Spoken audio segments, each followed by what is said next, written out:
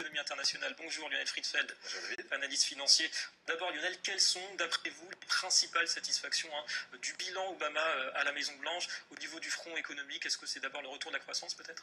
Alors effectivement, c'est un bilan mitigé, mais le retour de la croissance est un point important. Au troisième trimestre, de façon annualisée, elle est de 3,5%, ce qui est quand même vraiment très bon comme bilan économique. Effectivement, les Américains sont mécontents du bilan Obama. Il y a plusieurs raisons. Premièrement, à cause du chômage, parce que le chômage a un taux de 9,5%, un des plus beaux hauts historiques depuis 1948, et surtout, en fait, depuis la crise et depuis fin 2007, l'économie américaine a détruit près de 8 millions d'emplois américains, et surtout, erreur de communication ou pas, Obama en 2009 avait promis que le taux de chômage ne dépasserait pas les 8%.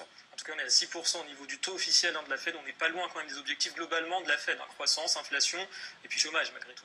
Alors effectivement, enfin, il y a une divergence de chiffres.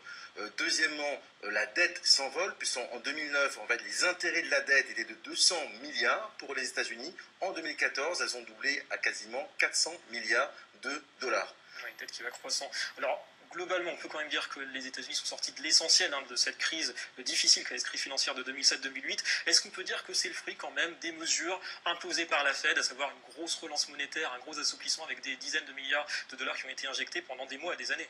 Alors en fait, il y a deux choses. Il y a effectivement la Fed qui a fait un travail remarquable, depuis notamment le gouverneur Ben Bernanke, 2012, l'injection de près de 80 milliards de dollars chaque mois dans l'économie, et ce plan vient d'être annoncé notamment par Janet Yellen, la présidente de la Fed. Elle va se terminer fin d'année, mais effectivement ça a boosté l'économie américaine. Premièrement. Deuxièmement, il y a une révolution, puisque les États-Unis sont devenus une puissance énergétique importante avec le gaz de schiste, qui a permis de diviser par un tiers la facture énergétique des sociétés américaines. Donc aujourd'hui, il y a des sociétés américaines qui avaient des unités de production à l'étranger qui reviennent effectivement aux États-Unis. Donc le Made in America est important. Et troisièmement, les taux qui étaient quasiment de zéro, on pense que la Fed va sans doute relever ces taux. Donc effectivement, la réponse pour la Fed est positive. Mais deuxièmement, Obama a quand même fait des choses, puisqu'il a notamment en février 2009 lancé un grand plan de relance économique de près de 800 milliards de dollars. Alors justement, c'est ça la question. Est-ce qu'au vu de la structure économique et politique des États-Unis, est-ce qu'on peut dire que le président Barack Obama a un poids réel sur les résultats économiques, au moins à court terme?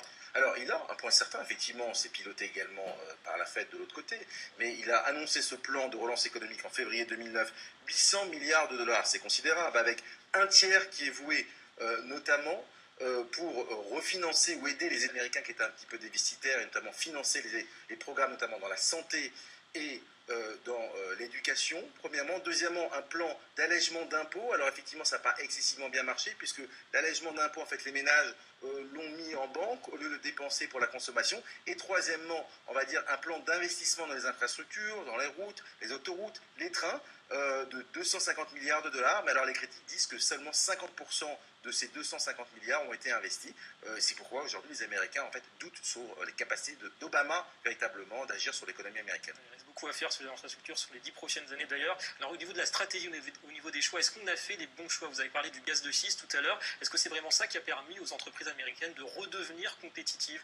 Alors effectivement, il y a eu un regain de compétitivité puisque leurs coûts sont beaucoup moindres. Il y a une relocalisation en fait des usines aux États-Unis, mais un petit peu la faiblesse du plan Obama, si on peut le dire, ça a été ces grands chantiers, la réforme de l'assurance maladie qu'il voulait instaurer pour l'ensemble des Américains, qui a coûté très cher. Les prix devaient baisser et couvrir l'ensemble des Américains. Au final, les primes d'assurance ont augmenté, puisque les assureurs ont vu qu'il allait y avoir de plus en plus de gens qui allaient être couverts qui avaient besoin notamment de couverture sociale. Et puis deuxièmement, la réforme de Wall Street, puisque après la crise de 2007-2008, le fameux too big to fail, et ben en fait, les banques d'investissement ont un petit peu réduit la voilure en fait, dans les activités de trading pour compte propre, mais tout ce qui est crédit hypothécaire, notamment avec les grandes institutions américaines qui garantissent ces crédits immobiliers, qui sont Fannie Mae et Freddie Mac, en fait, il y a 160 milliards qui ont été financés par l'État auprès de ces institutions, et aujourd'hui, il y a encore un trou de 100 milliards de dollars à financer. Ça passe très mal au prix de la population.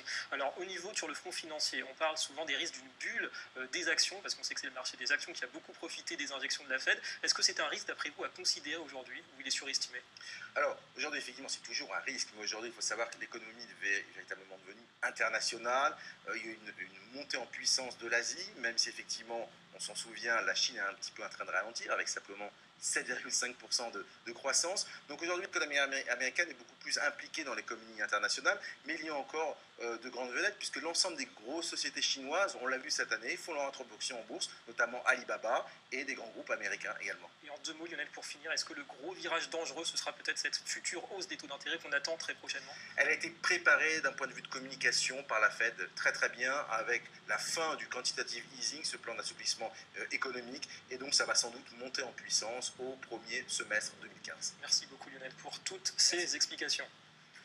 Et on se tourne à présent du